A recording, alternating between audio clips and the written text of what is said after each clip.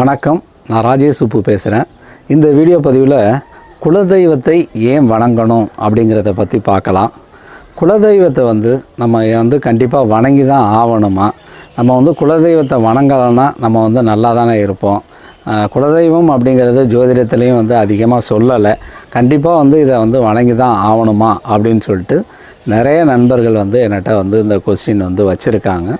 அப்போ அவங்களுக்காண்டியும் உங்களுக்கும் பயனுள்ளதாக இருக்கும் அப்படிங்கிறதுக்காண்டியே இந்த கொஸ்டினுக்கு ஆன்சர் நான் சொல்கிறேன். கண்டிப்பாக பார்த்தீங்க அப்படின்னா குலதெய்வத்தை வணங்கலைன்னா கூட நம்ம நல்லா தான் இருப்போம். ஆனால் என்ன அப்படின்னா இந்த குலதெய்வத்தை வணங்கினோம்னா என்ன நமக்கு நடக்கும் அப்படின்னா கண்டிப்பாக நம்மளுடைய குடும்பம் சீரழியாமல் இருக்கிறதுக்கான வாய்ப்பு உருவாகும்.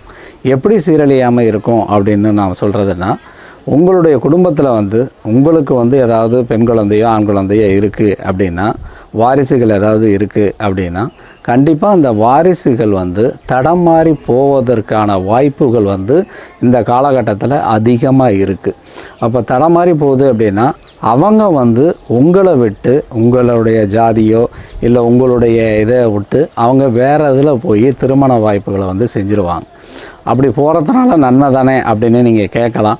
கண்டிப்பாக ஒரு நல்ல ஆன்மீகவாதியாக இருந்து இதை நல்லா சிந்தனை பண்ணி பார்த்தீங்க அப்படின்னா, அப்படி போனாங்க அப்படின்னா அவங்க அதை மறுபடியும் கம்ப்ளீட் ஆகி வர்றதுக்கு, அதாவது இந்த பிறப்பு சர்க்கிள் அப்படின்னு சொல்லுவாங்கள்ல, அந்த மறுஜென்மம் எடுத்துக்கிட்டே வந்துக்கிட்டு இருக்குல்ல, அந்த சர்க்கிள் பார்த்திங்கன்னா ரொம்ப தூரமாக ஆயிரும் அப்படிம்பாங்க. அவங்க ஞானத்தை போய் தொடவே முடியாது, அவங்க ஒரு தனியான ஒரு ரூட்டில் போயிடுவாங்க அப்படின்னு சொல்லிட்டு ஆன்மீகவாதிகள் கண்டிப்பாக இதை பற்றி நிறையா சொல்லியிருப்பாங்க. நீங்களும் நல்லா சிந்திச்சு பார்த்தீங்கன்னா கண்டிப்பாக இது தெரியும். ஏன்னா இது சிந்திச்சு பார்க்குற ஒரு விஷயமாக தான் இது இருக்குது. நம்ம சொல்கிறதுனால அந்த மாதிரியான உங்களுக்கு எளிமையில் புரிஞ்சிடாது. கண்டிப்பாக அவங்க என்ன பண்ணுவாங்கன்னா, ஒரு திருமணம் பண்ணிவிட்டு உங்களுடைய விட்டு திருமணம் பண்ணிவிட்டு நீங்கள் வெளியில் திருமணம் பண்ணாங்க அப்படின்னா கண்டிப்பாக அவங்களுக்கு அந்த முழுமை அடைகிறதுக்கு நீண்ட நாட்கள் ஆகும். அதனால தான் என்னென்னா குலதெய்வத்தை நம்ம அதிகமாக பிடிச்சிக்கணும் அப்படிங்கிறத சொல்கிறோம். குலதெய்வம் நல்லது செய்யுது, குலதெய்வம் கெடுதல் செய்யுது, குலதெய்வம் ஏதோ ஒரு விதத்தில் செய்யுது, இல்லை செய்யாமல் இருக்கலாம். ஆனால் என்னென்னா இந்த ஒரு விஷயத்தை முதல்ல காப்பாற்றி கொடுக்குறதுல குலதெய்வம் ரொம்ப ஒரு பெருமைப்பட வேண்டிய விஷயம்.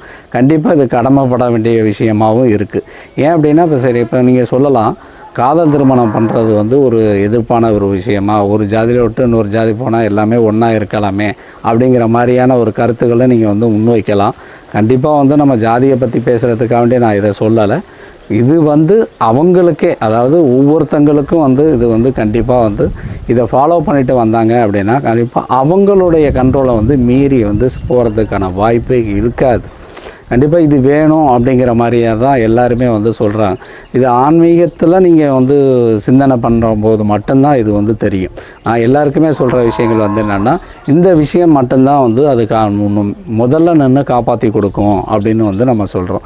ஏன் அப்படின்னா நிறையா இடத்துல நம்ம பார்க்கும்போது குலதெய்வ வழிபாட்டை கடுமையாக பின்பற்றி வந்தவங்க அந்த அப்பா அம்மா அரேஞ்ச் மேரேஜ் அப்படிங்கிற ஒரு விஷயத்தை சொன்னால் மட்டும்தான் மேரேஜ் நடக்கும். காதல் திருமணங்கிற ஒரு வாய்ப்பே உருவாகாது குலதெய்வத்தை பின்பற்றி வர்றவங்களுக்கு.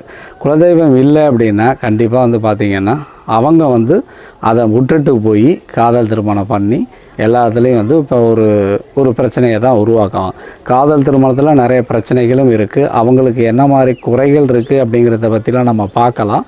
நம்ம அரேஞ்ச் மேரேஜில் பிரச்சனை இருக்கலாம், ஆனால் பார்த்திங்கன்னா பெற்றோர்களுடைய ஆசையோட அந்த திருமணம் நடக்கும்.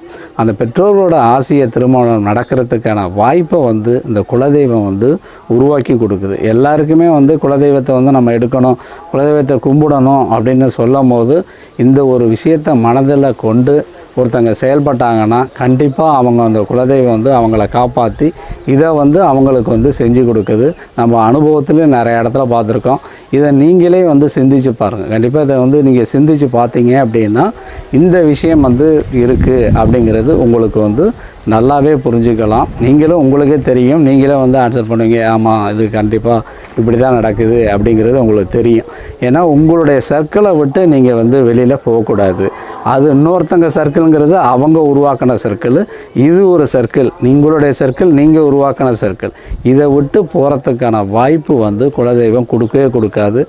பாக்கி எல்லாத்தையும் காக்கிறத விட உங்கள் குலத்தை காக்கிறதுல தான் மிகப்பெரிய வேலைகளை வந்து அந்த குலதெய்வம் வந்து செய்யுது. நண்பர்களே, நமது வீடியோவை ஷேர் பண்ணுங்கள், சேனலை சப்ஸ்கிரைப் பண்ணுங்கள். நன்றி.